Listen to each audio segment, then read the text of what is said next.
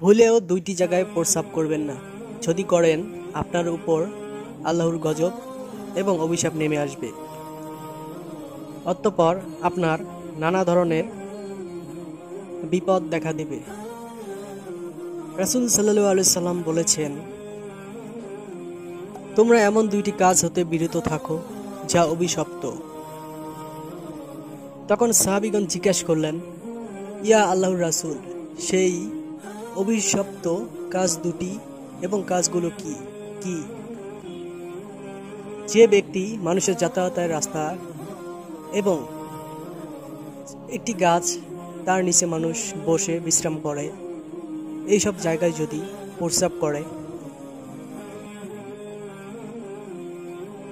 আল্লাহ তাআলা আমাদের বুঝার তৌফিক দান করুন, আমিন। এবং আমাদের ইসলামিক চ্যানেলটি সাবস্ক্রাইব করে আমাদের পাশে থাকবেন। নতুন নতুন ভিডিও আপলোড দেওয়ার সাথে পেয়ে যাবেন। এবং ভিডিওটি লাইক একটি শেয়ার করতে ভুলবেন না। কমেন্টে জানাবেন ভিডিওটি কেমন লাগলো।